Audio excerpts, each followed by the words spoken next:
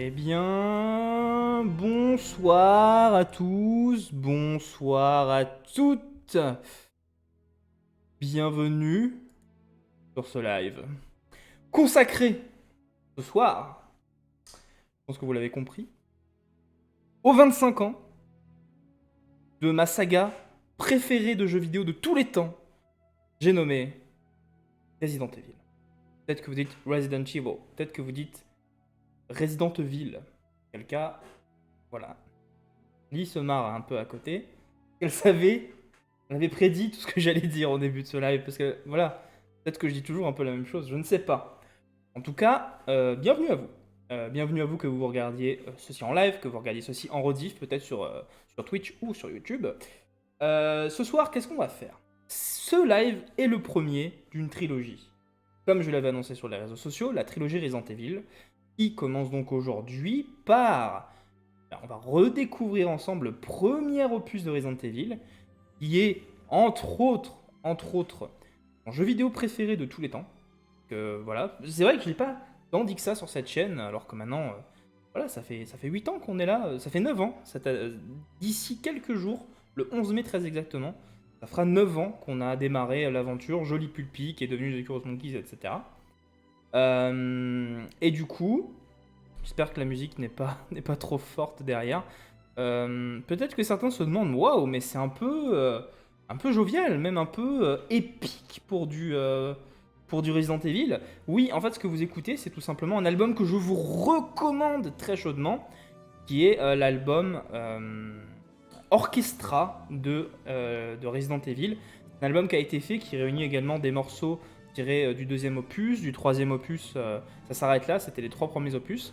Et tout simplement des morceaux qui ont été réorchestralisés d'une manière absolument incroyable, je trouve. Et vraiment, c'est un album que je vous recommande d'écouter. Et là, on a écouté du coup mon thème préféré de toute la saga, qui est le thème de la save room de Resident Evil 1, donc Save Heaven, qui a été du coup réorchestré pour l'occasion. C'est vraiment des réorchestrations officielles dans cette version longue. Donc là, je vous remets le son un peu plus fort. Là, vous entendez, on a eu... c'est une orchestration que je trouve incroyable, celle-ci. Là, vous entendez le thème du manoir, du coup.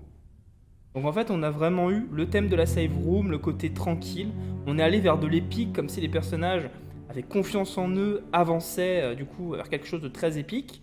Et ensuite, ça se coupe, et la musique du manoir en mode, bah en fait non, on est arrivé dans une sacrée merde. En fait, c'est un peu ce truc de, on reprend confiance en nous parce qu'on arrive dans un lieu sécurisé, le manoir, et là, la merde commence en fait. C'est vraiment ça le truc. Et c'est vraiment incroyable ce qu'ils ont. Bah, après, c'est un peu le but de la musique, et les orchestrations, tout ce qui est orchestral, etc. Je trouve ça assez incroyable. Voilà. On va se mettre une petite ambiance chill, histoire de juste discuter un peu avant de jouer. Le temps aussi que tout le monde arrive, etc. Hein, ce qui ne vous n'incombe pas trop si vous regardez ça en rediffusion. Hein. Mais bon, c'est toujours un peu le fait qu'on est en direct. Venez plutôt sur Twitch, regardez les directs, c'est quand même beaucoup plus cool, on peut discuter et tout, c'est quand même vachement mieux. Donc voilà, c'est très fort, c'est très très fort. Pour vous, voilà, je baisse le son. On est bien à peu près comme ça, je dirais. Voilà, la petite ambiance. Une autre version de Save Even, du coup, qui est celle de Rebirth, donc le remake de Resident Evil 1. Bref, par où on va commencer?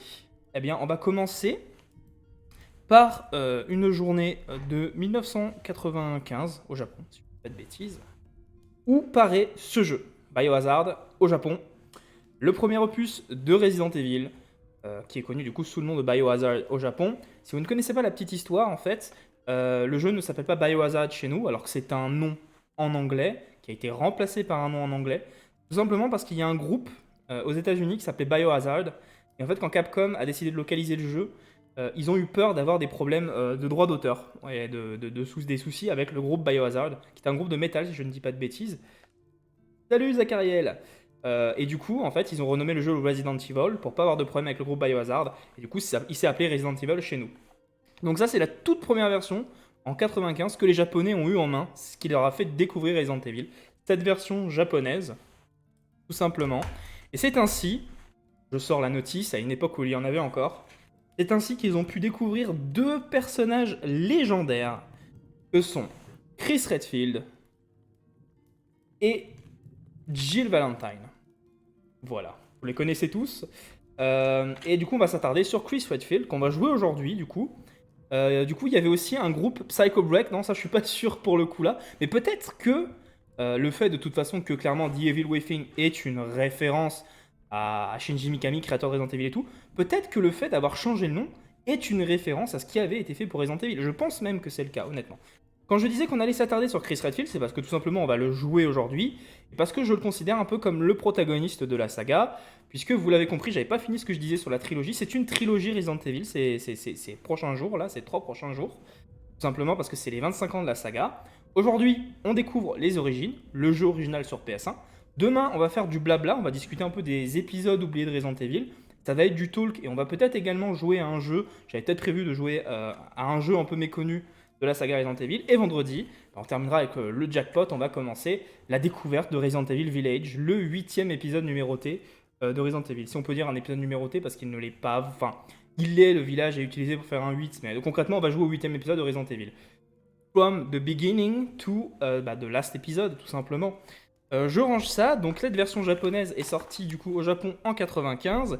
Et nous, on a eu le premier épisode de Resident Evil chez nous en Europe en 1996 du coup. Alors, c'est pas cette version-là qu'on a eu, la jaquette était un peu différente. Ça, c'est la version Director's Cut du coup qu'on a eu chez nous, si je dis pas de bêtises, en 1997. Il y a eu 2 versions chez nous, il y a eu la Director's Cut et il y a eu la Director's Cut DualShock Edition. La seule chose qui changeait, c'était que en fait, on pouvait y jouer avec la DualShock, donc avec le joystick, ce qui changeait quand même pas mal de choses pour les déplacements. Mais cette version Director's Cut, en fait, elle ajoutait des plans de caméra un peu différents. Du coup, c'était presque une mise à jour, ça corrigeait certaines petites choses. Il rajoutait des scènes coupées qui avaient été coupées à cause de la censure américaine et européenne. Et puis en fait, c'était une version plus et surtout, les gens l'avaient acheté parce qu'il y avait une démo de Resident Evil 2 à l'intérieur. D'ailleurs, je peux vous la montrer, hein, elle est encore vanilla, on va dire. Petite notice. Du coup, ouais, vous aviez comme ça Resident Evil 1 Director's Cut et vous aviez la démo de Resident Evil 2 que j'avais fait à l'époque. Et donc ça, c'est vraiment mon Resident Evil. C'est vraiment, comme je le disais, c'est mon jeu préféré ever. Et je l'ai découvert vraiment avec ce jeu. C'est l'original que j'avais quand j'étais petit.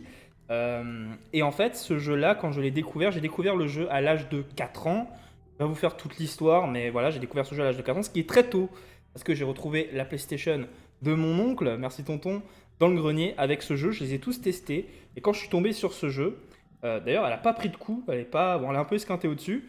Quand j'ai découvert en fait que je suis tombé sur le premier zombie, j'ai balancé, remis le CD dedans en vitesse, j'ai balancé la boîte du jeu derrière un meuble et je ne lui ai plus touché pendant 1 an.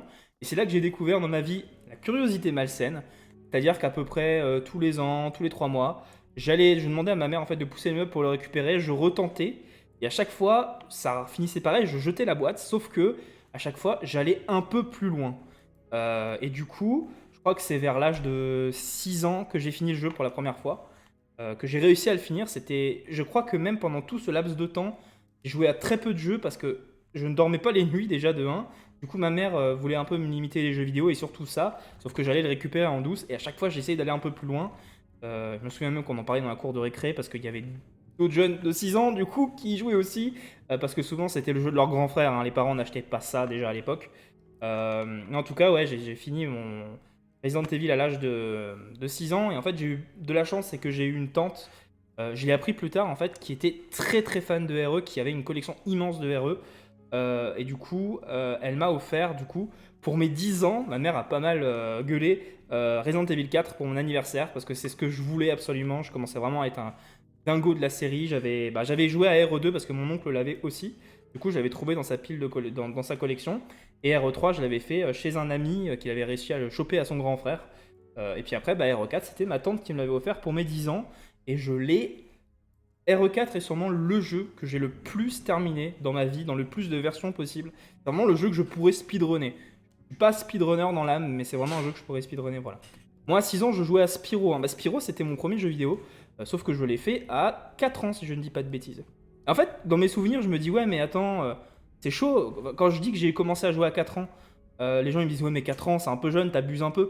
Moi, j'ai mon petit cousin de 3 ans et demi, il arrive à tenir une tablette, il arrive à jouer à des jeux, et quand on l'a fait jouer à la PS3, il arrive à comprendre les mécaniques d'un jeu simple. Donc, du coup, à 6 ans, Moi, j'ai commencé à jouer à des Spyro, des choses comme ça à 4 ans. Forcément, j'étais pas un as du tout. Je commençais à utiliser les boutons, machin et tout. Et au fur et à mesure, t'apprends en fait. T'es pas con à 4 ans en fait, tu vois. Et du coup, ouais, j'ai réussi à finir le jeu à l'âge de 6 ans, quoi. Alors, je vais quand même répondre vite fait. On verra du air reverse, aucune idée. Je suis pas très tenté par air reverse, je pense que vous le savez, mais pourquoi pas, on verra bien. Moi, à 6 ans, je jouais à Spyro, hein, donc du coup, ouais, je t'ai répondu. Non, à 4 ans, je jouais à la SNES, mais je jouais pas super bien. C'est ma mère qui m'avançait dans Zelda. C'est grave cute déjà de 1. Et bah forcément, on joue pas bien à l'âge là, c'est normal. On tente des trucs, hein. Resident Evil, j'avais réussi à passer les portes en essayant un petit peu. Euh, Fallait que je le montre, hein, voilà. J'ai réussi à passer les portes un peu en avançant un peu, et puis j'ai au moins réussi à aller à la salle du zombie, qui m'a fait vraiment juste rage quit la console. Et j'ai pu jouer à la PlayStation pendant 2 semaines, je pense, facilement. Bref, et bah écoutez, le mieux, ça serait de se rendre sur le jeu. Qu'est-ce que vous en pensez? Alors du coup, je me permettrai de vous raconter des petites anecdotes, si ça vous le tente, pendant la soirée. Quand il s'agit de parler de mon jeu préféré, bizarrement, je deviens encore plus bavard que d'habitude. Ces anecdotes, en fait, je les tire pour beaucoup. J'en connaissais certaines, mais il y a un bouquin qui donne beaucoup plus de détails. Si vous avez, vraiment, vous êtes en mode, oh, j'ai envie d'avoir des petites anecdotes sur Resident Evil, avoir une petite chronologie sur la saga, en apprendre plus sur les coulisses, un peu de chaque épisode. Il y a un bouquin que je vous recommande, j'en ai lu plein, mais il y en a un qui se démarque du lot. Il est français en plus. C'est chez Third Edition. J'ai déjà beaucoup parlé de Third Edition. Ils ont vraiment des super bouquins. C'est Resident Evil, des zombies et des hommes. Du coup, écrit par Nicolas Coursier, Mehdi El Kanafi et Bruno Provezza. Resident Evil, des zombies et des hommes, c'est un livre incroyable où il y a tout. Il y a les coulisses de la saga, il y a les coulisses de chaque épisode, il y a la chronologie, il y a l'histoire des différents épisodes. Et c'est fou. Si vous avez un livre à vous procurer sur Resident Evil, c'est celui-ci. Voilà, je voulais juste le dire. Donc certaines anecdotes que je vais raconter ce soir, soit je les connaissais déjà, soit je les tire de ce livre-là. Parce que tout est trop bien mis en forme en fait, c'est incroyable. Écoutez, je vous propose déjà qu'on coupe tranquillement la petite musique, voilà. Et qu'on change de setup. C'est parti, hop là! Bienvenue dans le setup gaming, du coup. Ce que je vais faire, c'est que vous voyez que c'est noir en dessous de moi parce que j'aurais pu déjà lancer le jeu. Parce que au moins il aurait été prêt et puis il serait affiché, ça aurait fait pro. Mais si j'avais fait ça, je vous aurais empêché d'entendre le, le jingle de lancement de la PlayStation 1. Et c'est quand même, je pouvais pas vous priver de ça, c'est quand même un des trucs plus satisfaisants auditivement du monde, il faut le dire. Ah, il y avait une musique. Ah, tu l'as pas entendu? D'accord, bah, c'est qu'on l'entendait pas, tant pis. C'était pas assez fort alors, tant pis, c'est pas grave. Est-ce que vous voyez ce beau setup? Un paquet de Doritos. Hein. La sponsor Doritos, j'en ai même pas autour de moi. Bref, je vais lancer le jeu. Dites-moi si le son est bon, tout ça, toujours pareil. On est parti. Let's go. Et vous allez entendre le bonheur tout de suite. Juste le bonheur se dessiner devant vous. Alors attendez, il y a un petit problème, comme d'habitude. Il faut toujours qu'il y ait des problèmes. Là, par contre, il y a vraiment un souci. Pourquoi ça a marché dans tous les essais que j'ai faits, mais là ça ne veut pas, évidemment, bien sûr. Est-ce que vous voyez quelque chose?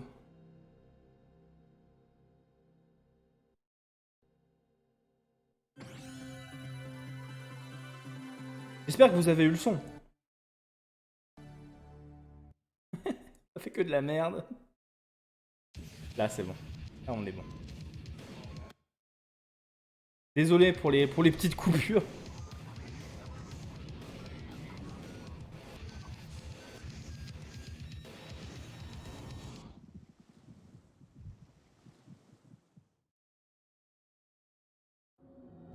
Bon là je vois que vous avez le retour.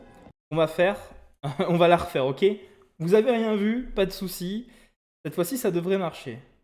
Ah putain, excusez-moi, il est 20 h passé. Ben, j'applaudis en retard la PlayStation 1, voilà, c'est important. Parce que c'est important de les applaudir tous les soirs à 20 h. Je vais relancer juste pour qu'on ait le générique de la PS1. Et on a eu Capcom mais pas PS1. Bon, on va voir si ça va marcher cette fois-ci, puis sinon on laissera tomber, tant pis. Un peu comme ça.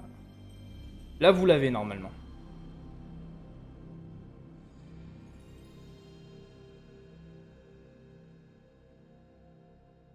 Cette fois-ci, on l'a eu. Fallait qu'on l'ait. C'est important, ça fait partie de l'expérience. Allez, le petit générique Capcom.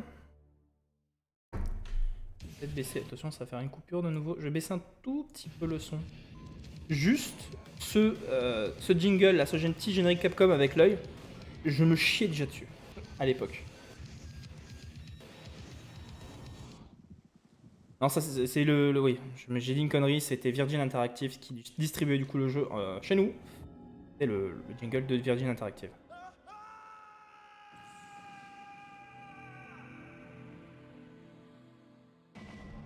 Là déjà, j'avais rage quit le jeu à ce moment-là, à l'époque. Alors, il y a un petit problème du coup avec le... Mais... Il y a un souci avec l'émulation. Putain, j'ai fait 3000 tests, ça marchait très bien, et là, il veut plus. Alors attendez, je refais juste un tout petit truc rapide. Normalement, tout est déjà bon en fait. Il y a un souci. Non, me dis pas que la run est flinguée. J'ai fait 3000 tests. Il y a clairement un souci. Je vais devoir le relancer, je suis vraiment désolé. Putain, ça a fonctionné. Bien sûr, le soir du live, ça ne fonctionne pas. Quelle tristesse. C'est pas grave, c'est peut-être un live chill en même temps.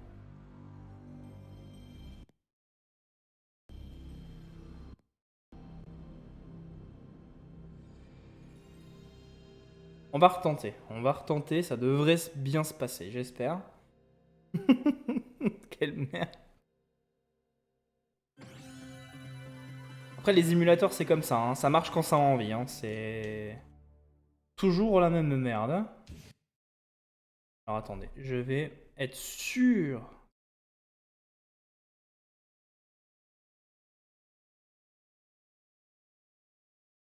Je suis vraiment désolé. Le moment qui dit que ton CD se lance bin. Avoue que c'est pour réentendre le jingle PS1. Ouais, il y a un peu de ça.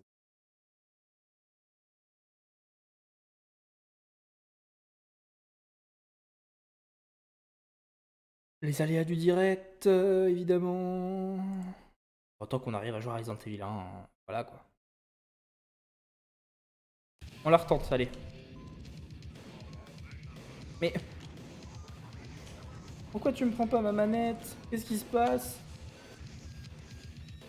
T'as toujours eu des soucis niveau ému, mais à chaque fois que je stream, oui. Toujours. Quand je joue, jamais. Et quand je stream, toujours. C'est horrible. Peut-être que c'est le PC qui arrive pas à gérer le stream et tout en même temps, le flux, j'en sais rien.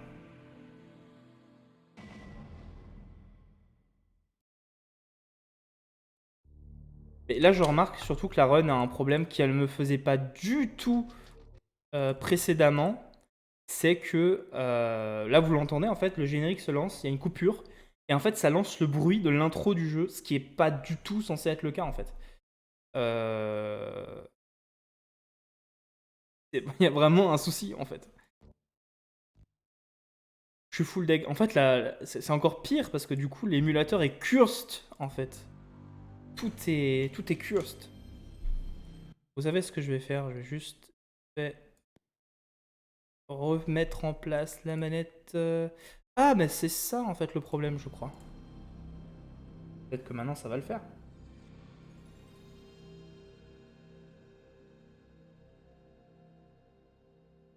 Est-ce que ça serait pas le moment, vu les bugs, de raconter une anecdote sur Resident Evil? Grosse ode, encore une fois, toujours au maître Shinji Mikami, créateur de Resident Evil, un petit monsieur japonais qui, du coup, a commencé dans le jeu vidéo en travaillant sur des adaptations de jeux Disney.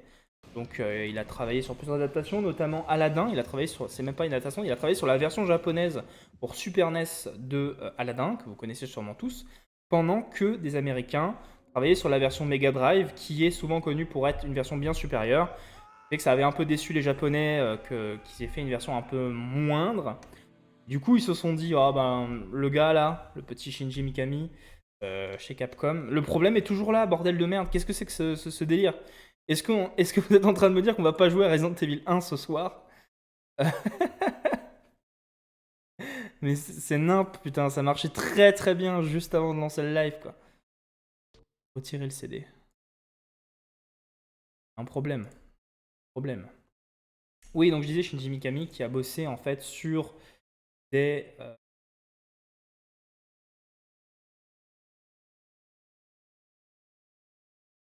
Peut-être qu'il va juste falloir le lancer différemment. Peut-être qu'il va falloir lancer cette version. C'est quoi le souci exactement? En fait, déjà, il reconnaît pas la manette, mais en plus de ça, au moment où il arrive au menu principal, il lance la musique d'intro en fond, et j'ai l'impression que ça affiche totalement le menu en fait. Peut-être que je peux choisir quelque chose de différent. Est-ce que si je choisis ça, c'est mieux? On va voir. Ça devrait être bon. J'espère que l'image sera là, au moins j'ai un petit retour à côté. Là. Du coup, Shinji Mikami a bossé du coup sur des adaptations comme Aladdin. Et il se retrouvait en fait dans un département de Capcom qui voulait un peu lui laisser carte blanche parce que le mec, même si ça n'avait pas trop marché, là ça a l'air de fonctionner pour le coup. Le mec, même si ça n'avait pas trop marché, ce qu'il avait tenté, voilà, il y a la musique qui continue, mais c'est pas grave. On va jouer en standard, du coup. On n'a pas entendu le Resident Evil. Alors, le choix initial, jouer Jill ou jouer Chris? Telle est la question. Alors du coup, moi j'ai l'habitude de jouer Jill Valentine, mais RE8 oblige, on sait que Chris sera de la partie. Comme j'ai dit, From the Beginning to the last épisode qui va sortir, c'est-à-dire Resident Evil Village. On va commencer avec Chris, on va finir avec Chris. On va le faire comme ça, d'accord? Ça marche? Je vais juste terminer mon histoire vite fait avant qu'on lance le jeu parce que j'ai pas envie de parler pendant l'introduction et tout. Je suis content que ça soit réglé en tout cas. Du coup, Shinji Mikami s'est retrouvé du coup chez Capcom avec un projet où il avait quand même carte blanche, qui est plus trop le cas. On peut plus trop faire ça dans l'industrie aujourd'hui du jeu vidéo, mais il avait carte blanche pour créer un jeu. On était un peu en mode bon, si le jeu fonctionne pas trop, c'est pas grave. On donne un peu de budget, pas beaucoup justement. Il n'avait pas beaucoup de budget. L'idée qui a été mise sur la table, ça a été en fait de faire une nouvelle version, comme un genre de remake, d'un jeu qui s'appelle Sweet Home, donc qui était un jeu qui était paru sur Super NES à l'époque, fait par Capcom, qui était aussi une histoire. Il y avait un côté un peu plus héroïque, fantasy, de la magie. C'était un jeu en tour par tour. Je crois que c'était justement un RPG parce que c'est ce qui se faisait le plus à l'époque, avec le succès de Final Fantasy, Dragon Quest, etc. Mais le côté, c'était quand même affronter des monstres un peu flippants, avec une ambiance pesante dans un manoir. Et c'est un jeu qui avait beaucoup marqué Shinji Mikami à l'époque. Du coup, il s'est dit, ah, ça serait vraiment cool de faire une reversion de, de Sweet Home, en fait. Sauf que lui, il est également inspiré beaucoup par le cinéma d'action, le cinéma d'horreur aussi, qu'il soit japonais ou américain.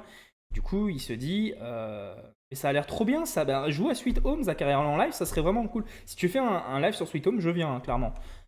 Pourquoi pas même pour raconter des anecdotes rigolotes. Mais en tout cas, du coup, il se lance dans cette reversion de Sweet Home, mais il veut quelque chose de beaucoup plus cinématographique avec une autre histoire et un truc qui pourrait également plaire au public américain. Et du coup, c'est là qu'est un peu arrivé les brides de Resident Evil. Et en fait, ce qui est cool, je peux pas vous les montrer, je vous les montrerai demain quand on va parler un peu des images d'archives, des épisodes oubliés.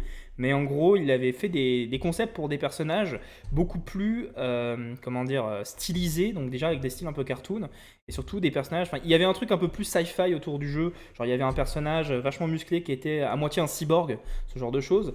Et finalement, ils ont décidé d'enlever tout ça pour revenir vers quelque chose de beaucoup plus réaliste. Et en fait, c'est ça qui est venu un peu au centre de la mythologie Resident Evil. Quand je vois. Il y a beaucoup de gens qui comprennent pas pourquoi je m'énerve quand il y a des loups-garous ou des vampires dans Resident Evil Village, parce que j'espère que ça sera expliqué. C'est que c'est dès la base, ce qui a été posé dans Resident Evil, c'est on va faire quelque chose de réaliste. Certes, ce sera un peu mis en scène comme une série Z, une série B, mais on va faire quelque chose quand même de réaliste où on justifie les monstres par des recherches biologiques, par des virus. Parce que ce que Mikami a compris, c'est que la meilleure manière de faire peur aux gens, c'est pas de leur montrer des choses totalement fantasmagoriques, c'est de leur montrer des choses qu'ils reconnaissent, mais déformées. Donc un chien, tout le monde sait à quoi ressemble un chien zombie, ça peut faire peur. Et surtout, des humanoïdes où on voit d'abord des monstres et après on reconnaît des formes qui nous sont familières. Et c'est ça qui fait que notre cerveau bug complètement parce que on se dirait putain ça pourrait arriver dans la vraie vie en fait. C'est ça qui fonctionnait bien. Et lui en plus dans la démarche cinématographique c'est qu'à la base il avait décidé de faire de Resident Evil un jeu, du coup, il avait déjà un peu l'idée du manoir et tout, puisque Sweet Home. Il voulait faire un jeu à la première personne, qu'on retrouvera des années après dans Resident Evil 7. C'est aussi pour ça que Mikami avait aussi un peu applaudi quand Resident Evil 7 était sorti, en disant ah bah c'est cool quand même que ce soit fait un jour dans la saga, parce que moi c'est ce que je voulais faire. Si vous regardez les prototypes de Resident Evil 1, on pourra les regarder justement demain soir pendant le blabla. On a encore quelques petits prototypes vite fait, je crois que c'est surtout des images de quand le jeu était à la première personne. Et surtout, on avait des décors enfin des vrais décors en 3D avec des vraies modélisations, ce qui rendait le jeu très ambitieux et du coup assez lourd. Le problème, c'est qu'on ne lui avait pas donné le budget pour faire ça, mais en plus, la PS. En fait, ils avaient fait ce truc-là, ils étaient en mode ouais, c'est trop stylé. Sauf qu'après, ils se sont rendus compte que le faire tourner sur une PlayStation 1, c'était strictement impossible, parce qu'ils connaissaient encore pas trop la technologie. Ils ont commencé à développer Resident Evil aux alentours de 1994, si je dis pas de bêtises. Du coup, ils avaient encore des kits de dev de PS1, mais la 3D, c'était encore qu'assez balbutiement à l'époque. Et du coup, ils ont un peu révolutionné le genre avec ça. Il existait déjà des jeux comme Alone in the Dark en France qui faisaient des caméras fixes, mais il a dit on va passer sur les caméras fixes pour une seule raison, ne pas voir la menace, ça renforce le sentiment de peur, ou alors comme le dirait Zachariel, je pense, ne pas voir la menace, ça casse les couilles, parce que ben, la menace, elle vient de nulle part et tu te fais bouffer pour rien. Je préfère prendre de l'avance sur ce que tu vas dire là-dessus. Et du coup aussi, les caméras fixes permettaient du coup de faire des décors précalculés, donc des décors qui étaient en fait souvent des genres de patchwork de photos prises, d'images et de dessins. Et du coup, en fait, quand on regarde bien les vidéos prototypes, le personnage, il court dans le vide, en fait. Et derrière, c'est juste un JPEG qui est posé. Et ensuite, ils adaptent un peu pour que à tel endroit du JPEG, il y a un mur invisible, etc. Pour qu'on ait l'impression qu'il y a une véritable perspective dans ces décors. Et en fait, ça faisait que Resident Evil, à sa sortie, était un jeu qui pétait graphiquement les yeux, parce que le jeu était super beau, parce que ces décors précalculés étaient magnifiques pour l'époque, et on avait cette impression, à l'époque surtout, que c'était de la 3D, alors que ça n'en était pas du tout. Du coup, ça en faisait un des jeux les plus beaux de la PlayStation 1, alors que c'était full de la triche. Et en fait, c'est comme ça que Mikami a révolutionné le jeu d'horreur, la manière de concevoir les décors précalculés, la manière de tricher un peu pour avoir des décors beaucoup plus beaux que ce que la machine peut calculer. Et en fait, il a révolutionné plein de genres comme ça, ce qu'il refera justement après avec son deuxième vrai jeu qui était Resident Evil 4, où bah, là, il révolutionne le TPS à ce moment-là. Donc c'est ça en fait, c'est pour ça que moi, Mikami est un peu un génie pour moi du jeu vidéo, c'est que sans le vouloir, en fait, il a révolutionné par deux fois le jeu vidéo d'horreur et même le jeu vidéo, quand il a fait Resident Evil 4, il a un peu révolutionné le jeu vidéo d'action, parce que en fait, je me rendais pas compte jusqu'à il y a quelques années, mais il y avait très peu de jeux de TPS en fait avant Resident Evil 4, et il a souvent finalement révolutionné énormément de mécaniques Mikami. C'est ça qui est aussi très cool. Moi, ça me semble pas incohérent qu'ils essaient de faire des monstres avec le virus, car dans ce monde réaliste, le folklore existe, donc les vampires, le garou sont des figures horreur, donc on va essayer de faire ça avec un virus. Bah, j'espère que le jeu sera ça, vraiment. Parce que si ça l'est pas, le jeu n'a pas été vendu comme ça, c'est pas con. Ne pas voir la menace pour qu'elle nous nique sans raison et qu'on gaspille nos munitions dans le vide. Quel plaisir, MDR. Et je sais pas si ça avait déjà été ajouté. Cette version de Director's Cut, je crois que je dis une bêtise là pour le coup, ça rajoute aussi le fait d'avoir la visée magnétique. On se souvient des Resident Evil où la visée n'était pas magnétique, c'est-à-dire que au moment où on vise, ça vise directement un zombie, et où c'est libre. En fait, il me semble qu'il y a peu de Resident Evil, au final, dans les versions, qui ont la visée entièrement libre. Parce que, en fait, moi je me souviens de versions de Resident Evil 1 où il y avait la visée magnétique, et pourtant, en rejoignant à Code Veronica il y a peu de temps, bah, elle n'y est pas, la visée magnétique, entre guillemets. Mais moi, j'ai joué à des versions de Resident Evil 1 et des versions de Resident Evil 2 où la visée était magnétique. C'est ça le truc, vous voyez. Après, je pense que je m'en mêle aussi un peu les pinceaux, déjà parce que je n'y ai pas joué depuis longtemps, et parce que je crois que ça avait peut-être été aussi ajouté dans la version de Deadheim. Deadheim qui était du coup la version remake sur DS de Resident Evil. Enfin, c'était un portage de Resident Evil 1. Je veux dire qu'il existe un RE où la visée est assistée, mais il y en a beaucoup où la visée était assistée. Comme dit, on va vérifier ça. Écoutez, on commence, c'est parti, il serait temps quand même, avec Chris Redfield. Let's go. On va se délecter de cette magnifique intro dont je vous raconterai un peu les prémices juste après. 1998, Raccoon City. Juillet 1998.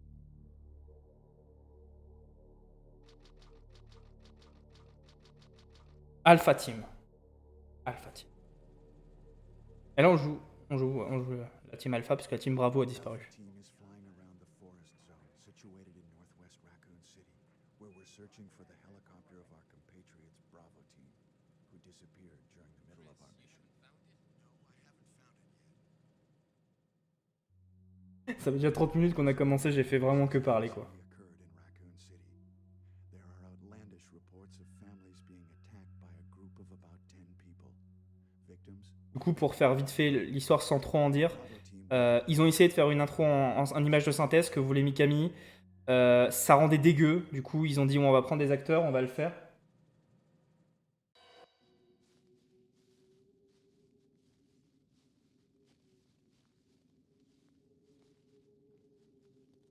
Ok, et du coup, s'est dit bon bah tant pis on fait avec des acteurs parce que sinon ça va être trop dégueulasse.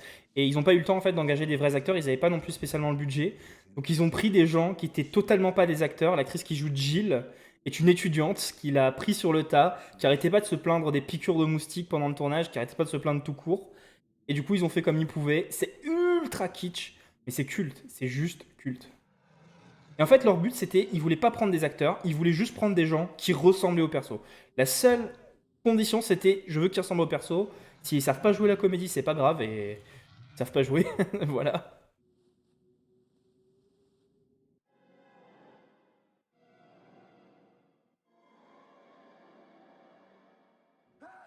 Alors là, par exemple, dans la version originale, chez nous, on voyait pas le bas de la main, on voyait même pas la main, je crois, ensanglantée. C'est des scènes qui avaient été censurées, qui ont été remises dans la version Director's Cut auquel on joue. Et donc, celle-ci. C'est cette version qu'on joue ce soir. Voilà, tout le sang là, c'était totalement retiré de la version originale. Hein. Du coup, ça paraît encore plus kitsch le fait qu'il y ait ces scènes sanglantées pour rien en fait. C'est vraiment gore pour rien, ça me tue. Du ketchup partout. Super.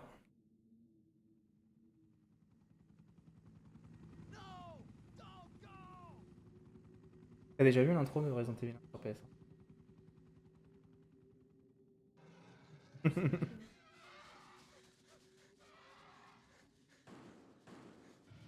Et les acteurs sont classe, hein. Ils ressemblent au personnage. C'est ce que je disais, tu vois.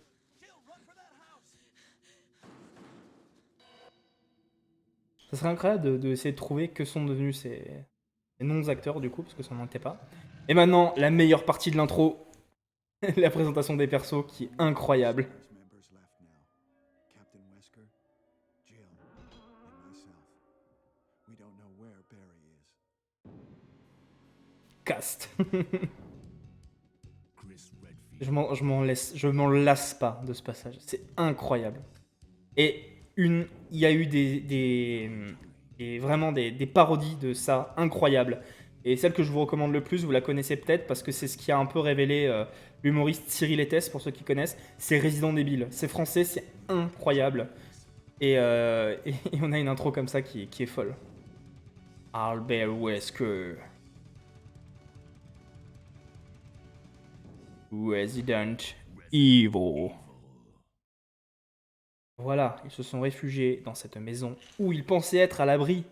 Pourtant, à Hideo Kojima Games. Waouh, what a mensch. Ah non, il n'y a pas Barry, il va pas dire ça du coup. Je connais par cœur les phrases du début du jeu avec Jill. Et j'ai tellement peu joué la run de Chris, qui est censé être le mode difficile du jeu, et Jill le mode normal, que je ne connais pas les phrases dans la run de Chris. What is that? I'll Ouais. go and check. Okay, Jill and I will stay in the hall in case of an emergency. Parce que c'est vrai que quand on commence avec Jill, on n'est pas si seul, on est quand même avec Barry. Mais dans cette version-là, du coup, on y va vraiment tout seul. Take care. Le manoir Spencer. Pour moi, vraiment, le manoir Spencer, c'est vraiment encore aujourd'hui, peut-être, je trouve, l'endroit, le lieu de jeu vidéo le plus grandiose, qui m'a le plus hanté que... Waouh, mais c'est génial ici! Allons-y, let's go, dans ce manoir Spencer. Et du coup, je parlais des décors précalculés, donc là, on a un peu des amas d'images, de dessins, de photos et tout. ça pour une PS1 à l'époque, forcément, les gens ils étaient sur le cul, quoi. C'est incroyable. Et pourtant, il n'y a pas d'élément 3D. Là, en fait, par exemple, là, vous voyez qu'ils butent contre. En fait, ils ont mis juste un trigger carré. Ou alors, là, il a l'air carrément d'être circulaire. C'est vrai qu'au début, on avait un peu de mal à mettre vraiment des formes purement carrées, mais là, ils ont juste foutu un cylindre qui sert vraiment de mur invisible. Et puis, là, finalement, c'est juste un JPEG, mais un JPEG vraiment qui a été travaillé. Là, normalement, je marche sur du vide, et c'est vraiment uniquement la perspective de la manière dont a été construite l'image là qui permet cet effet de profondeur, alors que c'est un JPEG totalement plat que vous voyez là, de la table jusqu'au plafond, quoi. C'est assez incroyable. Et c'est vraiment. Bon, après, bon, c'est devenu un peu la tradition de Resident Evil. On peut tout analyser. Donc là, tu peux analyser la fenêtre, il fait sombre. Si je vais là, il va dire oh, c'est un vase, je suppose. Voilà, c'est vide. Là, la table, les couverts. Bref, on sait tous qu'on explore ici et on va aller vers la scène qui a créé le petit Jojo beaucoup trop, qui dormait plus trop la nuit et qui finalement après est devenu un fan inconditionnel.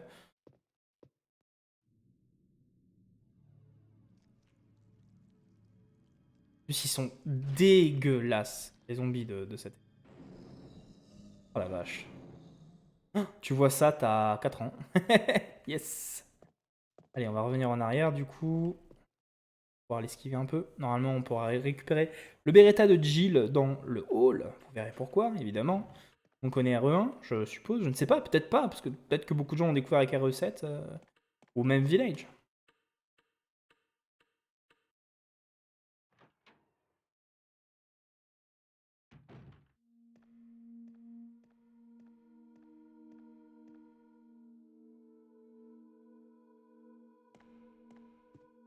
Wesker? Jill? Cette musique, quand de la disparition, le thème que vous entendez en fond, je le trouve fou, vraiment fou. Tous les thèmes de RE1 sont complètement sont vraiment tarés. Surtout quand on voit le temps qu'ils ont eu pour faire le jeu, il y a beaucoup de choses qui ont dû se faire dans la précipitation. En fait, c'est pour ça qu'ils ont dû affiner avec la version Director's Cut, DualShock, etc. Jojo Friday Adventures. Et du coup, non, franchement, je trouve que le jeu a pas tant vieilli. Et même quand je vois les zombies, par exemple de Resident Evil 3 ou 2, quoique le 2 de l'époque me font peur. Et encore, ça fait longtemps que j'ai pas vu des beaux zombies dans les jeux vidéo, jusqu'à Resident Evil 2 Remake, où je l'ai trouvé vraiment assez incroyable. On n'entend pas le thème. Et je augmente un peu le son, alors après vous me direz si c'est trop fort. Voilà. Et du coup, vraiment, les zombies actuels, genre même les zombies Walking Dead, ne me font pas spécialement peur. Mais alors quand je rejoue à un Resident Evil 2 original, ou même à celui-là, les zombies me foutent toujours autant les boules. Vraiment, ces grands cadavres, vraiment grands, avec cette peau blanchâtre et leurs bras comme ça en avant, me terrifient. Et les versions du Rebirth, donc du Resident Evil Remake que vous pouvez acheter aujourd'hui sur n'importe quelle console next-gen puisqu'il est disponible, même ce remake qui est pour moi aussi... En fait, Resident Evil 1 est pour moi juste peut-être le meilleur jeu que j'ai fait de ma vie. Resident Evil Rebirth est tout simplement le meilleur remake que j'ai vu de ma vie. Parce que c'est ça en fait, c'est l'esprit de Mikami de se dire... c'est lui, on faisait pas vraiment de remake avant RE1 Remake.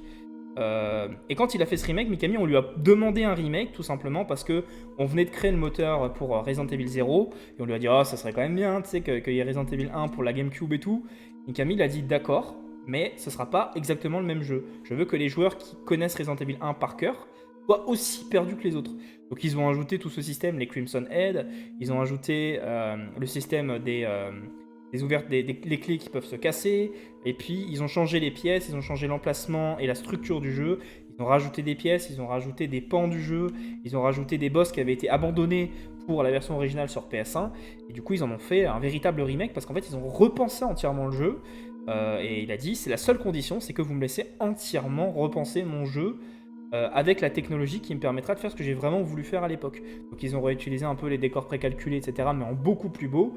Vous regardez le Resident Evil remake qui a été fait. La dernière fois, j'ai fait découvrir à Lee en fait les premiers Resident Evil, mais je lui ai fait jouer quand même au remake pour découvrir Resident Evil 1. Elle a joué au jeu, je lui ai dit mais tu te rends compte que c'est un jeu quand même qui est sorti en 2003? Elle m'a dit mais c'est juste pas possible. Certes, ils ont remis quelques petits JPEG HD et tout, mais à l'époque quand vous y jouiez sur une télé cathodique, ça faisait le même effet que Resident Evil 1 en 1996. Sur ta GameCube, tu te disais mais c'est un jeu next-gen, juste parce que les décors précalques et tout étaient incroyables pour l'époque. Voilà. Quel boss a été ajouté? Le boss le plus... Alors, je ne peux plus te les donner dans les détails, mais le boss le plus important, c'est Lisa Trevor, en fait. Tout l'arc sur Lisa Trevor, que tu vois, du coup, dans... en fait, tout simplement, dans l'espèce de cabane derrière. Et je crois, justement, que pour y accéder, c'est en haut des escaliers, là, que tu vois. Tu avais une porte.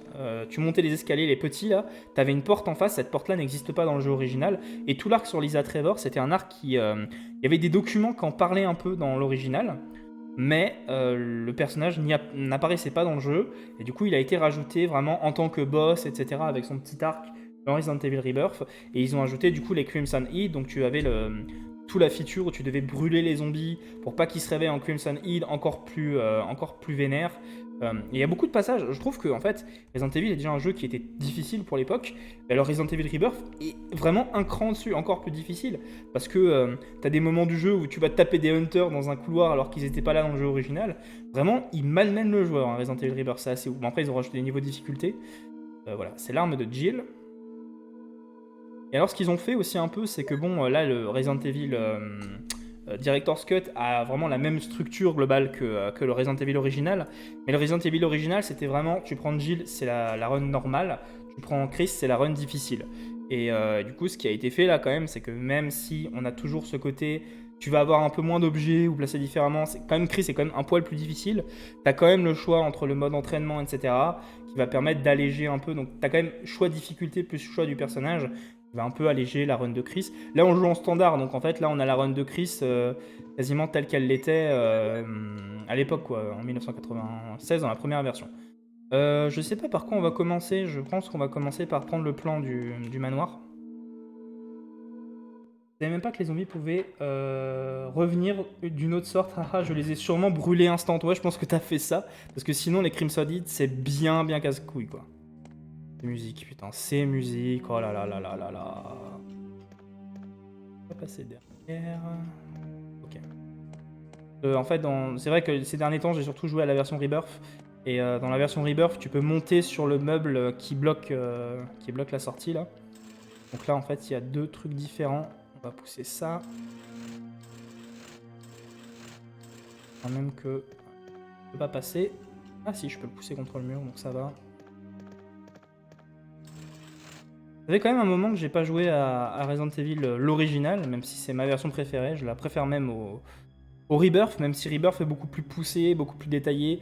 J'aime la finesse et j'aime le côté classique du premier. Et même le fait qu'il soit un poil moins long et parfois un peu moins chiant, parce que quand même, Rebirth est plus difficile et le fait de jouer à une version un peu allégée, genre toute cette mécanique, des trucs, des poignées de porte qui se cassent, des Crimson Head...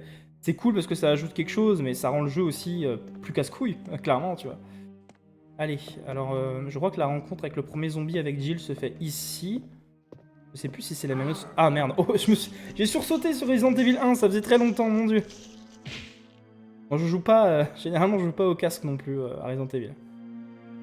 C'est ça qui est incroyable, c'est que là je suis pas bien. C'est-à-dire que il y a des jeux quand tu les connais par cœur, au bout d'un moment ça te fait plus rien. Là, je joue. J'ai joué à ce jeu des centaines de fois. Je suis toujours pas bien. Vraiment, je joue à Resident Evil 1. PS1, je suis pas bien. Vraiment pas bien. Et là, je suis pas bien, clairement. Ce jeu me fait peur, ce jeu me terrorise toujours autant. Et c'est ça qui est incroyable. Alors là, bon, c'est plutôt dans la version Rebirth, en fait, qu'il y a le deuxième zombie qui arrive par ici. Là, ça devrait aller.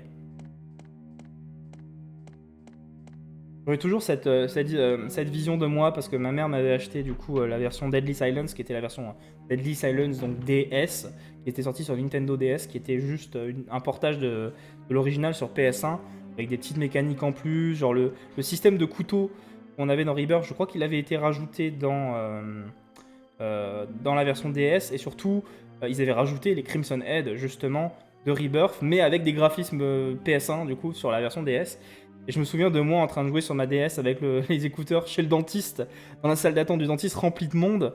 Et t'as cette scène dans une des salles, je crois que c'est à l'étage supérieur, où tu lis en fait une note sur un bureau, t'as une étagère derrière toi, et au moment où tu attrapes le truc pour le lire, t'as l'étagère qui s'ouvre et t'as le zombie qui te chope.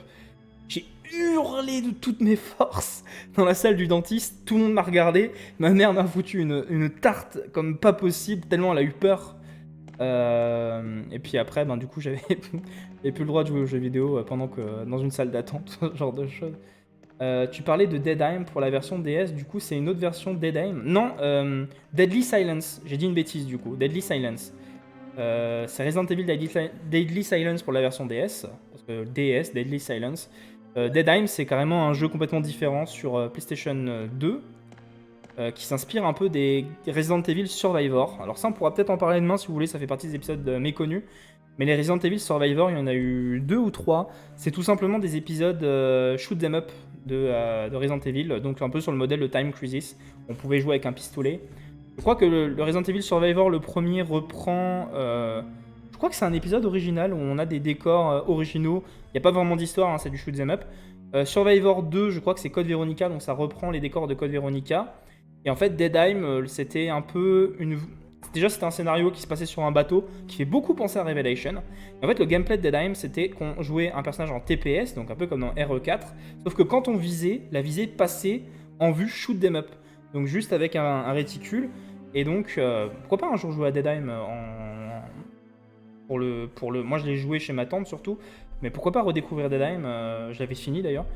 Ça pourrait être une expérience sympa, c'est peut-être sûrement l'épisode le plus méconnu, clairement, Deadheim. Est-ce qu'on va sauvegarder? Je pense pas, hein. Ça serait con déjà de mourir. Surtout que je suis déjà dans le jaune. Bon, vous savez quoi, on va peut-être faire une petite sauvegarde. Après, ça serait con d'utiliser des rubans encore, sachant que je vais faire une sauvegarde rapide. Mais on va jouer à la real expérience. De toute façon, on va pas faire tout le jeu, hein. En vrai, je vais streamer genre un petit peu le jeu. On va rejouer un peu, se souvenir de RE1. Il veut pas... Ah oui, vous pouvez sauvegarder, voilà. On va prendre le ruban encreur. Go. J'ai formaté ma carte mémoire, évidemment. Formater cette carte.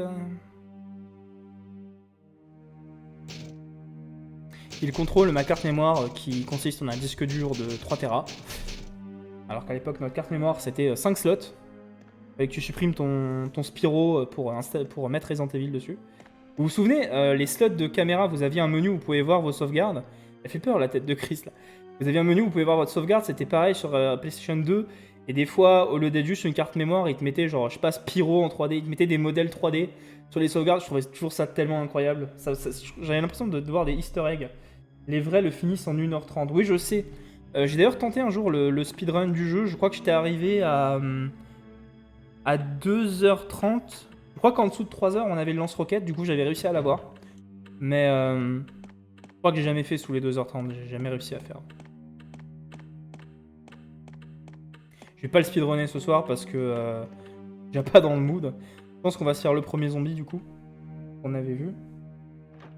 Parce que normalement, dans la run de Jill, on a pas mal de chargeurs de flingues à récupérer sur le corps de Kenneth. J'espère que les touches sont bien mappées. Je vais quand même pas user trop de... Puis surtout, c'est de l'entertainment. Ah oui, voilà, c'est ça. On joue chill hein, ce soir, clairement. Ouais, c'est bon. Oh, le nombre de balles qu'il faut pour les tuer, toujours. Je crois d'ailleurs qu'il n'est pas mort. Alors, ils n'avaient pas encore intégré la touche pour recharger. Voilà, il va se relever. Voilà, là, il est mort, quand on voit la tache de sang. Bah, c'est bien, on a déjà bouffé plein de balles, c'est génial. Ah, entraînement pour la speedrun. Ok, j'ai mal lu. Ouais, un petit peu, mais je le ferai quand même pas, je pense. Oui, c'est Kenneth. Maintenant, dis-moi qu'il a des munitions sur lui. Oui, c'est bon, ok. Alors, je crois que dans certains, c'est peut-être en facile qu'il a 2 chargeurs. Ah non, il en a bien 2, ok, c'est bon. Voilà. Alors, ce que je vais juste faire, c'est que je vais baisser le son dans mon casque parce que je sens que je vais sursauter et je suis déjà pas bien. Et du coup, je vais le monter un peu pour vous. Que vous l'entendiez assez. Peut-être même que ce sera plus fort que ma voix, j'en sais rien. Voilà. Dites-moi si vraiment vous entendez rien. On va retourner dans le hall. Je sais même plus dans quel ordre faire les choses, je suis perdu. Fermer de l'intérieur.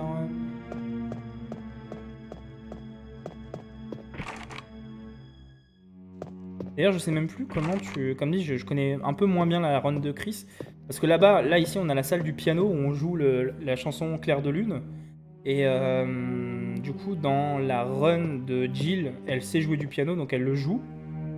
Et du coup, dans la run de Chris, lui ne sait pas jouer de piano, donc il me semble que ça ne fonctionne pas. Ah oui, c'est après la rencontre avec Rebecca, du coup, je me souviens que c'est Rebecca qui vient lui jouer le piano parce qu'elle sait jouer. Du coup, on a une petite scène.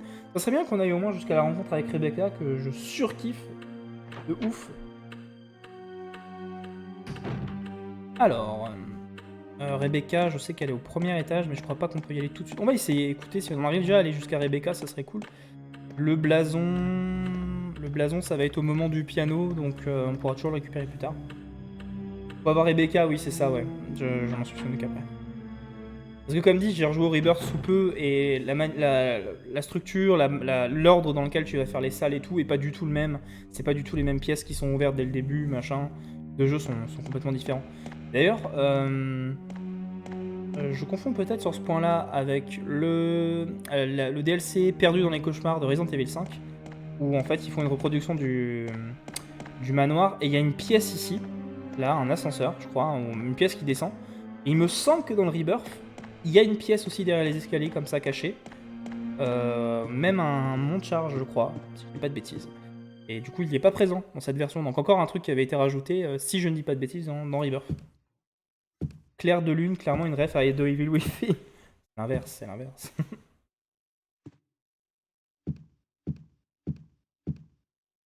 Oui, c'était ça, c'est la sonnette Clair de Lune. Alors, je sais que par là, on peut aller chez Rebecca. On va peut-être faire Forest d'abord. Ah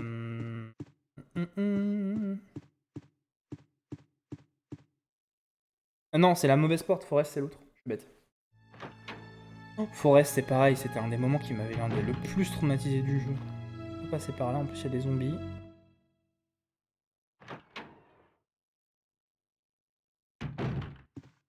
Forest c'est par là-bas.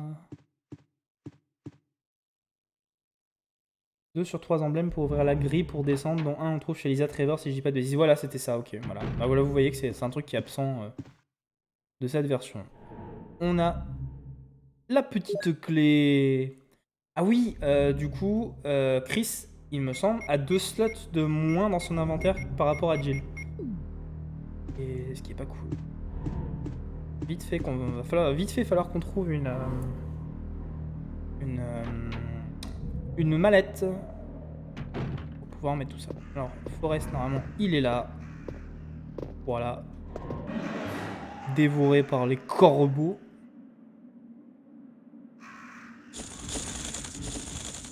Corbeaux qui sont full casse-couilles. Par contre, je suis pas sûr... Ouais, c'est des munitions. Je peux en prendre. Ouais, ok, ça va s'additionner, c'est ok. Il avait rien d'autre avec lui. Bon, je vais essayer au mieux de les jarter. Hein, parce que c'est juste trop casse-couilles les corbeaux, putain. En plus, j'ai pas envie de user des munitions de merde sur eux. Voilà. Bon, ça sera peut-être l'occasion déjà d'utiliser notre spray. C'est pas le fun, hein, la run de Chris. Honnêtement, je vais l'utiliser maintenant parce que j'ai pas très envie de mourir. Le couloir des tableaux avec les corbacs, horrible, horrible. Alors c'est l'occasion, parce que là je sais que je suis en sécurité, de vous montrer un petit truc rapide. J'arrive.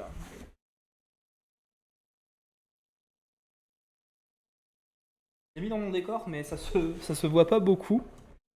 C'est sûrement la pièce de ma collection, l'une des pièces de ma collection globale que vous verrez bientôt. Je vais faire une vidéo sur la chaîne YouTube de Kurosonkeys, ou pourquoi pas faire la vidéo en live, ça pourrait être rigolo. Voilà, je vais figer le jeu. C'est une de mes plus belles pièces de ma collection, et c'est la plus belle pièce de ma collection Resident Evil. C'est ceci. Si vous regardez bien, c'est une figurine du coup de Forest, telle que vous venez de le voir, bouffée par les corbeaux, et une figurine du premier zombie en fait qu'on voit dans le jeu là, qui tourne sa tête. Et du coup, c'est une figurine Video Game Superstar, qui est en fait les premières figurines qui ont été éditées à l'époque de la sortie du jeu, donc en 1996. Année de ma naissance aussi d'ailleurs. Et elle est en état, elle est toujours sous blister et elle est dans un état absolument impeccable. C'est-à-dire qu'elle n'a même pas une trace d'égratignure. Et c'est vraiment une des plus belles pièces de ma collection. Je rêvais de les avoir à l'époque quand j'étais petit. Que ma mère m'a fait découvrir vers mes 10 ans le fameux site eBay. Et je les voyais tout le temps. Elles étaient déjà super chères à l'époque. Et déjà petit, moi, je rêvais d'avoir des figurines Resident Evil. Et ma mère me disait, je vais pas t'en acheter. Tu vas prendre ça pour des jouets alors que c'est beaucoup des pièces de collection. Et je disais, un jour, j'en achèterai une. Et j'ai réussi à en trouver une. En plus, à un très bon prix. Le mec voulait clairement juste s'en débarrasser. Euh, j'ai déjà fait beaucoup d'affaires, surtout autour de la licence Final Fantasy. Je parlerai de tout ça dans la vidéo collection. Mais du coup, ouais, c'est vraiment une des plus belles pièces de ma collection. Euh, oui, du coup, c'est clair que. Attendez. On me dit, t'as la taille d'un timbre. Ça lui rend pas justice. Là, je pense que vous la voyez mieux. Donc les deux figurines, il y a carrément encore le socle et tout. Clairement, je vais jamais l'ouvrir hein, parce que c'est une pièce qui vaut du coup extrêmement cher. Je trouve ça assez incroyable. Vous voyez, il y a carrément il y a d'autres pièces. On pouvait avoir Jill, Chris avec le chien, Jill avec la tarentule, le tyran. Vous avez les reflets, je pense. Et le Hunter, du coup. Et puis voilà, elle est vraiment juste dans un état absolument impeccable. Du coup, elle a sa place. Je l'ai mis un peu dans le décor, mais normalement, elle est dans la vitrine qui est là-bas. Je vais la mettre à côté. Et après, elle va retourner dans la vitrine. Voilà, voilà. C'était la petite pause pour vous montrer le petit Forest. Et puis, ouais, c'est vraiment la plus grosse pièce de ma collection. Ma collection RE qui est quand même assez modeste. Je me suis trompé de scène. On est reparti. Let's go. Mettre le chat. Let's go. Je vous remontrerai tout ça au, quand on fera la vidéo collection, je pense, qui sera sur YouTube, hein, du coup. Mais faire la vidéo collection en live, ça pourrait être vraiment cool avec la petite rediff YouTube. C'est un truc à faire. On va voir ça. Allez, on est reparti. C'est parti. Ça serait bien, comme je disais, d'aller au moins jusqu'à Rebecca. Première salle de sauvegarde. Donc vous voyez, on est parti de ça pour aller jusqu'à Village. Et c'est pas le moment de vous donner mon avis sur Village, sur ce que j'en pense, même avant de faire le jeu. On n'est pas là pour ça, je dirais. On en parlera vite fait, mais ce sera surtout l'occasion d'en parler vendredi quand on fera la découverte du jeu. Alors par contre, là ça va être un peu casse-couille. Bon après ça va, j'ai les munitions. Alors là, vous le voyez, c'est bien ce que je disais. Là, je me mets là, je vise, hop, c'est magnétique. Donc du coup, dès la version Director's Cut en 1997, la visée était magnétique. J'ai pas, il y avait les visées assistées dès la version plus du jeu, donc un an après.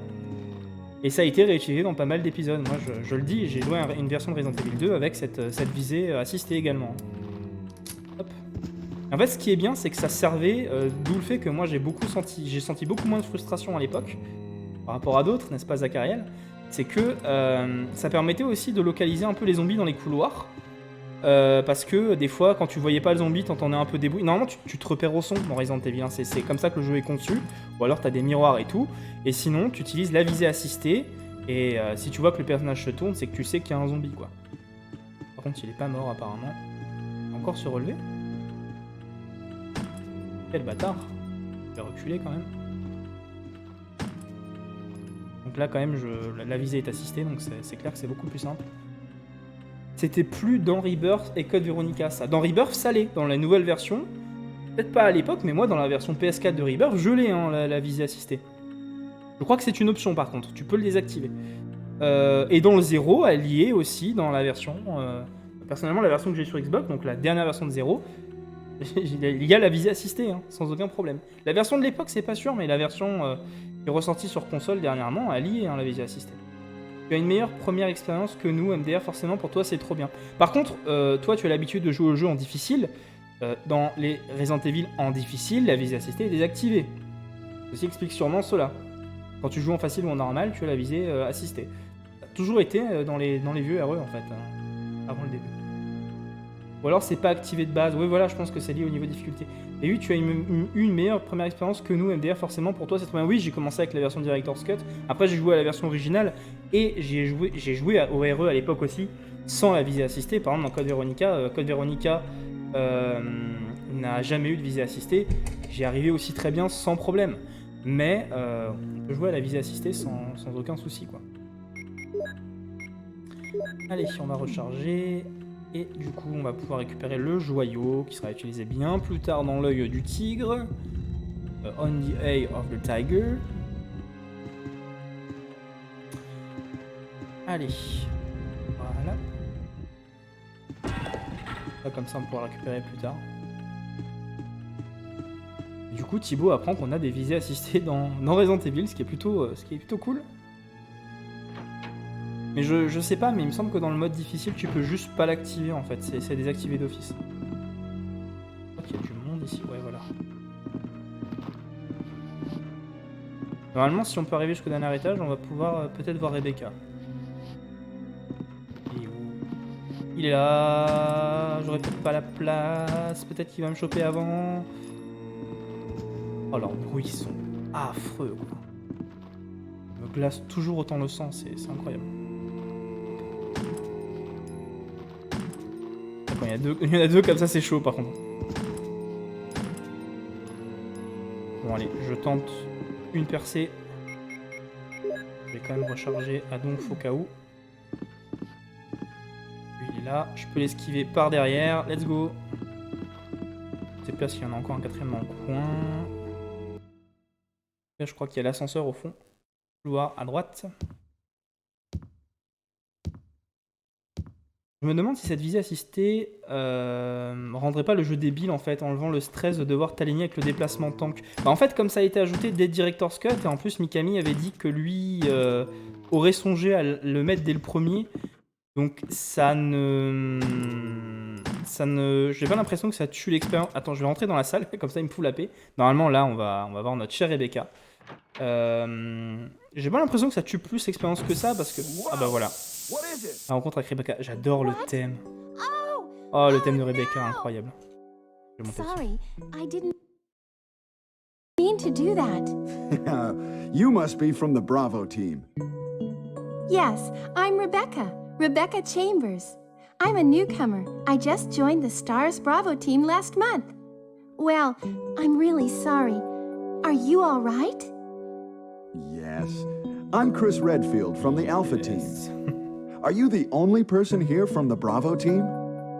Well, because the helicopter made a forced landing, I just ran into this house anyway, but I see. There's nothing else you could have done anyway. It's good you're here.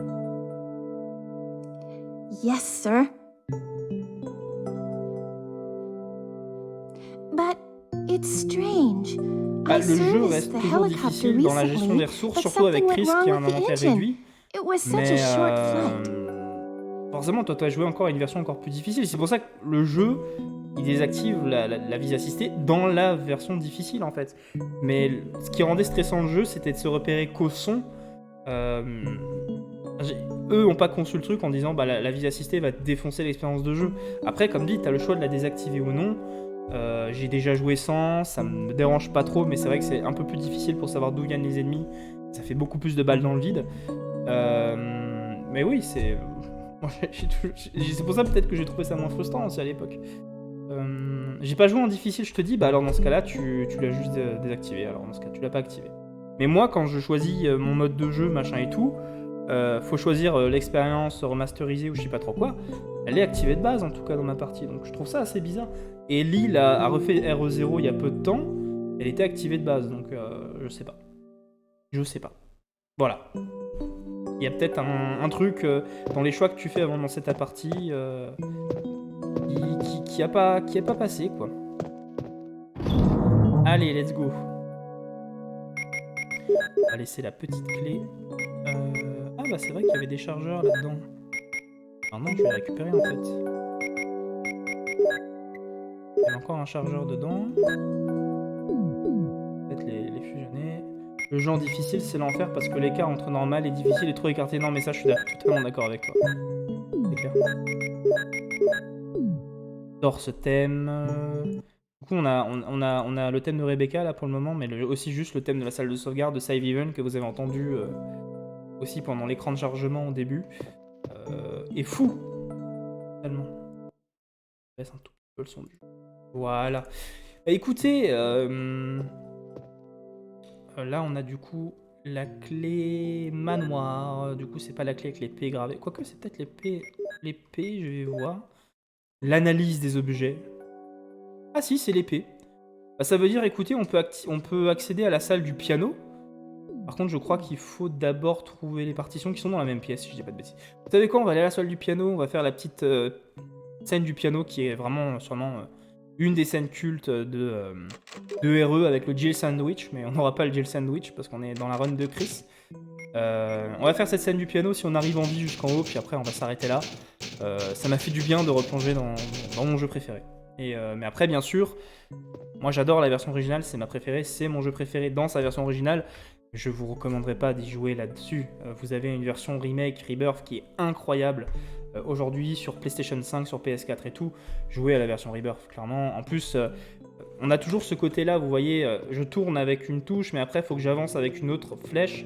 Là, j'ai même pas pu mapper les joysticks, alors que vous avez une version vraiment modernisée des déplacements et tout sur la version Rebirth. Donc vraiment jouer à la version Rebirth, qui est clairement une version supérieure sur beaucoup de points. Moi, j'aime les chansons, l'OST original et tout. C'est pour ça que pour moi, cette version restera ma version du cœur. Mais vous faites pas chier à jouer à cette version, clairement pas. C'est pas ma version préférée uniquement parce que je suis un puriste, c'est ma version préférée pour son OST. J'aime l'OST original et parce que c'est le jeu de mon enfance en fait. Surtout, clairement, la version Rebirth est supérieure en tous les points. Clairement, jouer à la version Rebirth, voilà. L'analyse en 3D des objets, c'est trop sympa. J'espère beaucoup plus d'énigmes et de devoir observer les objets. J'espère beaucoup plus d'énigmes et de devoir observer les objets. Je pense que tu fais référence à Resident Evil Village. Ouais, ça serait cool qu'on ait le retour un peu de tout ça. Il y avait un peu de ça aussi, un peu, je crois, un vite fait de retour dans RE7. Du coup, on va voir. What the fuck, ton stream était moins... Était quoi? Moins épileptique, c'est ça que tu veux dire? Ou alors c'est que chez moi... C'est moins épileptique, ou alors c'est que chez moi... C'est que chez moi, mais c'était flippant. J'ai pas trop compris ce que t'as voulu dire, je suis vraiment désolé, Zachariel. Bon, allez, on va y retourner. Well, what should I do now?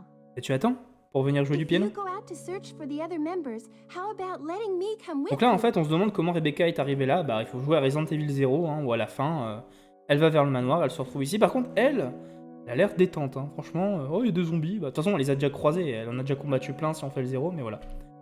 Il n'y a pas d'option pour avoir l'OST original dans le remake. Non. Tu as une option, en fait, pour avoir les OST originales du remake. Parce qu'en fait, du coup, ils avaient déjà retravaillé les OST pour le remake. Et ensuite, ils ont retravaillé les OST pour la sortie du remake sur PlayStation 4, etc. Donc la version HD du remake, qui était déjà un remake. Donc en fait, c'est juste, tu as des versions un poil remixées des chansons du remake. Tu as le choix entre les deux, mais tu n'as pas les originales de ça. Le seul qui a fait ça, c'est RE2 Remake, où là, ils ont foutu vraiment les OST classiques, Mint de chez Mint. Ils ont vraiment remis les versions originales, quoi. Oui, c'était là dans RE7 et c'était cool, mais dans RE3 Remake, de toute façon, même la version de l'époque était déjà passée à autre chose et il y avait déjà peu d'énigmes, même s'ils ont retiré le beffroi dans RE3 Remake. RE3 Remake, c'était quand même pas ouf, hein, faut dire ce qui est. D'ailleurs, n'hésitez pas à le dire parce que en vrai, sur cette chaîne, qui c'est qui jouait à RE2 Remake sur cette chaîne? C'était Lee. Qui a joué à RE3 Remake? C'était Lee. N'hésitez pas à le dire, ça va peut-être la motiver. Si vendredi, vous voulez que ce soit Lee qui fasse le live découverte sur RE8. Moi, je vous fais le live en mode puriste, découverte, grand fan de la saga, discuter des anciens épisodes, mais pour une découverte d'un nouvel épisode, pourquoi pas Lee, encore une fois, pour rester un peu dans la tradition, si ça vous tente, hein. Dites-le. Alors là, je vais peut-être dire une bêtise, mais vous avez vu, quand j'avais plus de balles, il a rechargé automatiquement. Je suis pas sûr que c'était le cas dans la version non Director's Cut originale. Peut-être qu'il fallait absolument aller dans le menu pour faire combiner tout. Là, en tout cas, il recharge tout seul. Voilà. Bon. Normalement, le zombie d'ici était mort. Ou alors, il rechargeait déjà tout seul, mais c'est juste qu'il y a une touche qui a été ajoutée pour recharger quand on veut. On va passer par le menu. Non, elle fait que les remakes, donc elle fera le 0 MDR. Ah merde, il avançait plus, ok. Bon, on va retourner en bas du coup. On va aller dans la salle du piano.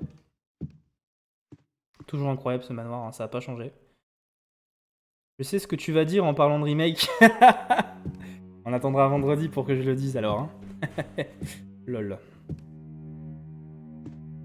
Mais du coup, on est d'accord sur le fait que Lee peut très bien jouer à Hero Village, hein, du coup.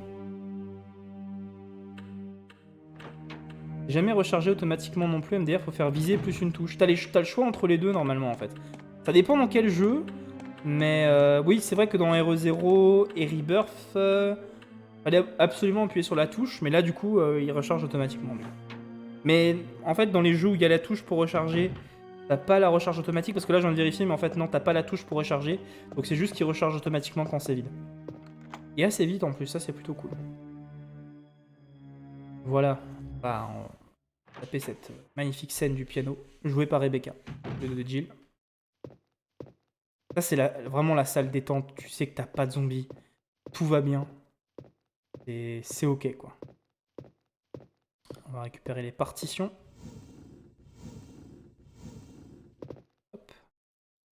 J'ai peur que j'ai pas la place. J'ai jamais joué au même héros que toi, du coup, bah ouais, moi j'avais la bonne expérience, mon gars. Oh, j'en ai quand même chié, hein, ça a pas changé. Un beau piano à queue. On va utiliser cela dessus. On aura le droit à la version massacrée de Clair de Lune avant la version. La vraie version. Ça se trouve, t'as pas joué au même Tomb Raider que moi non plus. Bah, si, j'ai joué au Tomb Raider où quand tu restais appuyé sur O, elle sautait et elle s'accrochait automatiquement. T'as pas joué à celle-là? Je déconne, je déconne. Mais comme dit, hein, moi quand je joue à des RE comme Code Veronica où la visée est pas automatique, ça ne me pose pas de problème non plus, hein, donc ça va. Quand on me la propose, je la mets, quand elle y est pas, je râle pas perso. Chris ne sait hélas pas déchiffrer la musique, mais il va essayer quand même. Je vais monter le son du coup.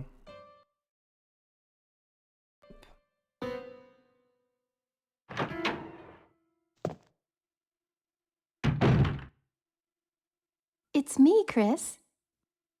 Faudrait mettre la vidéo avec le Chris qui Is that you, Rebecca? tire là sur la nana dans RE Village. Je dis la nana pour pas vous spoiler trop le set. Mais à côté de ça, from 10 to 10. Ah, it's the Moonlight Sonata. Can you play?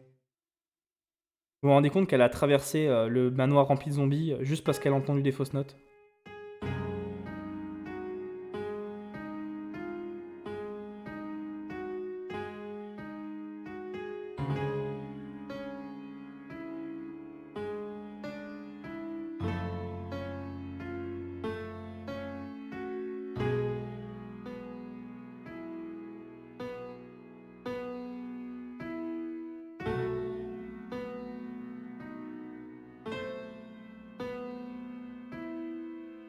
Wait, what is that? Pas parfait non plus, hein. My interpretation is off a little. Elle s'est TP Chris, en fait, c'est ça. May I practice for a while? Ah ouais, c'est vrai qu'il faut qu'elle répète. Purée. Répète. See? Oui. Just relax and play. Relax and play. C'est pas Alright. comme si on était dans un manoir rempli de zombies. Ils sont tellement détendus les persos dans cette version. Incroyable. Je sais pas si on sort et qu'on re-rentre, si c'est ok ou... Je sais plus. Je joue mal quand même. Hein. Pas ouf. Hein.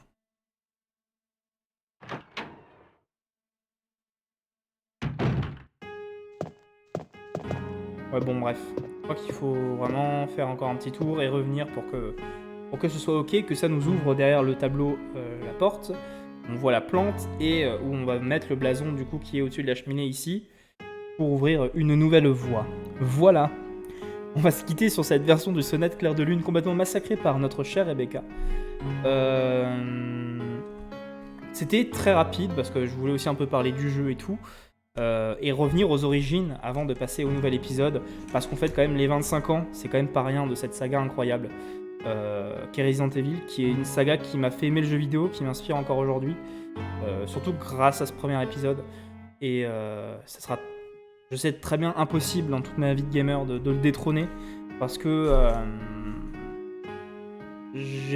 en fait c'est juste que vous le savez sûrement, j'ai travaillé dans le jeu vidéo et j'aimerais bien un jour quand même pouvoir créer mon propre jeu vidéo, pourquoi pas mon studio. C'est un rêve encore aujourd'hui parce que ma vie telle qu'elle est actuellement me plaît. Et c'est très compliqué de mettre en place ce genre de projet. Mais c'est clair qu'un jour, je ferai un Survival Horror. Sûrement quelque chose qui s'inspirera beaucoup de Resident Evil. Le tout, c'est que tout a déjà été fait autour de ça. Et c'est pas forcément le but de faire un truc plus original que les autres. Hein. Faire un truc très classique peut être très bien aussi, si c'est bien fait. Mais je crois que beaucoup de jeux m'ont inspiré, mais aucun jeu m'a autant inspiré que Resident Evil. Et que le travail de Shinji Mikami, qui fera encore des miracles quand même, avec beaucoup moins d'originalité sur The Evil Within chez Bethesda, parce que pour moi, Evil Within, c'est vraiment juste, écoutez, c'est là où Mikami s'est dit, j'ai beaucoup de mal à faire autre chose que du Resident Evil, parce que Evil Within, c'est du Resident Evil, avec une approche beaucoup plus psychologique, hein, du coup. J'ai fait juste un truc qui me revient à l'esprit.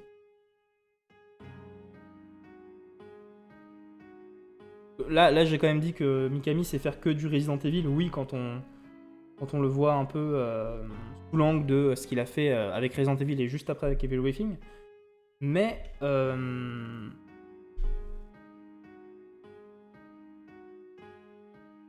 Mikami, il a également bossé sur du coup Resident Evil 2. Au début, lui en fait, Mikami, il a ce truc de je veux réaliser un épisode, mais je veux pas réaliser les suites. Parce que pour lui, déjà, il aime pas donner des suites à ses jeux. Il aime pas donner des suites aux jeux. Parce que pour lui, comme il le dit, souvent, les suites de jeux sont des mauvaises suites, comme les suites de films ne devraient pas exister. Et du coup, il dit, c'est beaucoup plus intéressant si une suite de jeux est confiée à un autre directeur, parce que lui, au moins, apportera une nouvelle vision à la licence initiale. Et du coup, c'est ce qui s'est passé avec Resident Evil 2. Tout le monde voulait que Shinji Mikami dirige Resident Evil 2. Lui, déjà, voulait pas qu'il y ait de suite. Et du coup, quand ils ont donné le projet à Hideki Kamiya, qui ensuite a été connu pour Devil May Cry, Bayonetta, etc., Hideki Kamiya il a fait un peu de la merde, donc il a un peu rappelé Shinji Mikami pour que Shinji Mikami devienne producteur exécutif et au final chapeaute presque tout le projet. Et c'était pas ce que voulait Shinji Mikami. Et ça s'est ressenti parce qu'il a fait pareil avec Evil Within. En fait, il a laissé la direction de Evil Within à une autre personne en étant juste un peu producteur derrière. Pour que la personne apporte une autre vision. C'est ce qui fait aussi que Evil Within 2 est quand même un jeu très différent du premier, ce qui était très très cool. Voilà. Ce qui en fait une meilleure licence, en tout cas, j'ai tellement plus accroché à Evil Within qu'à Resident Evil, mais Resident Evil reste la base, le sang, et des énigmes aussi, bien sûr. Je comprends totalement ton point de vue. Après, c'est peut-être l'approche aussi plus psychologique, mais pour moi, Evil Within 2 est un jeu que je trouve assez original. J'ai préféré le 2 au premier, tout simplement parce que bon, j'ai adoré tout ce qui était très psychologique sur le jeu, mais pour moi, c'est dingue qu'on en reparle, mais Evil Within 1 est juste un remake de Resident Evil 4 avec des lieux de Resident Evil 1 et de Resident Evil 4, avec la structure de Resident Evil 4, avec la DA de Resident Evil 4, surtout pour les boss. Et là, bientôt, dans quelques jours, on va jouer à un autre remake de Resident Evil 4, cette fois-ci fait par Capcom. C'est quand même assez incroyable qu'on se soit tapé en 15 ans 3 Resident Evil 4 finalement. Plus le Resident Evil 4 VR qui va arriver bientôt. Et on le fera sur la chaîne. On jouera à Resident Evil 4 en VR sur la chaîne, ça je peux vous le promettre. Mais oui, ce que je voulais dire quand je disais que oh là là, Mikami sait faire que du Resident Evil, c'est pas forcément vrai. Il a commencé d'ailleurs sa carrière avec un portage de Qui veut la peau de Roger Rabbit. Du coup, c'était sur Game Boy. Donc après Resident Evil, voilà, il a été producteur, directeur sur Dino Crisis aussi, hein, qui est quand même aussi un peu une autre version. On dit que c'est aussi un des enfants de Resident Evil, mais ça a aussi été chapeauté par le papa Mikami. Dino Crisis, d'ailleurs, c'est une autre version, hein, aussi pas mal influencée par le succès du Jurassic Park et tout à cette époque-là. Mais c'est vraiment pas mal, hein, Dino Crisis. Et un truc, du coup, bon, il a été producteur exécutif sur Devil May Cry pour aider son petit poussin, son petit padawan apprenti, du coup. Hideki Kamiya, il a bossé sur des jeux Phoenix Wright et à l'époque il était également connu pour le jeu Beautiful Joe où il avait quand même été producteur exécutif et en fait c'était je sais plus comment, est-ce que c'était le projet Capcom 5. Le projet Capcom 5 à l'époque en fait c'était 5 projets qui allaient taper fort à l'époque justement de la sortie pas loin de Resident Evil 4 et les projets Capcom 5 c'était du coup je crois un jeu par gros directeur de Capcom. Finalement, sur ces 5 jeux, je crois qu'il n'y en a que 3 qui sont sortis, ou 4. dont 2 finalement qui étaient chapeautés par Shinji Mikami, donc Resident Evil 4 plus Beautiful Joe. Donc les Capcom 5, c'était pas un très grand succès, même si Beautiful Joe, je crois qu'il a été remaké il y a pas longtemps, était quand même apparemment pas très mal, et puis bon, Resident Evil 4 est toujours aussi pour moi un chef-d'œuvre. Il a également bossé sur Killer 7, il a bossé sur God Hand, toujours du Phoenix Wright. Il a fait Vanquish aussi, c'était le directeur de Vanquish en 2010. Vanquish qui était quand même un jeu au gameplay assez incroyable, vraiment. C'est pareil, il a eu il est ressorti sur les consoles récemment, Vanquish, sur PC surtout. Il a fait également Shadow of the Damned, qui n'était pas un jeu incroyable, mais qui était un jeu sympathique quand même, qui changeait un peu du lot. Et puis après, bien sûr, il est allé faire The Evil Within, et on le retrouvera bientôt sur un nouveau projet, qui est Ghostwire Tokyo, donc de sa boîte Tango. C'est lui qui a fondé Tango. J'ai très hâte de voir ce que va donner Ghostwire Tokyo, un jeu à la première personne apparemment. C'est drôle, hein, parce que il voulait faire son Resident Evil à la première personne, parce que pour lui, faire de la première personne, c'était plus cinématographique. Et là, on va enfin le voir sur son premier jeu à la première personne. Et j'ai toujours très hâte de voir ce que va donner Shinji Mikami. C'est un petit peu mon Hideo Kojima à moi.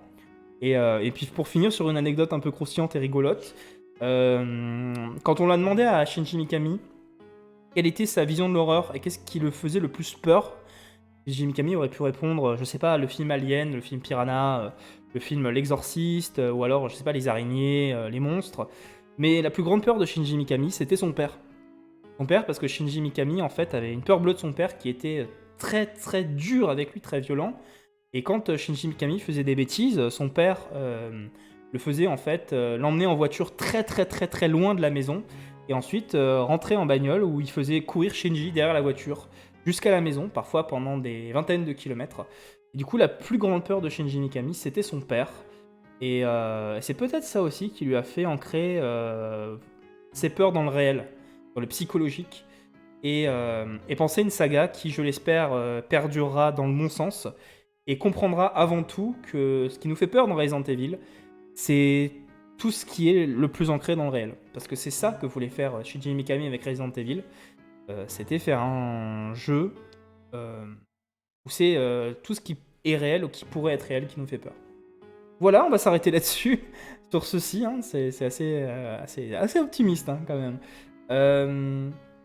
Moi je vous fais des bisous, je remets la petite chillance, la vidéo de chillance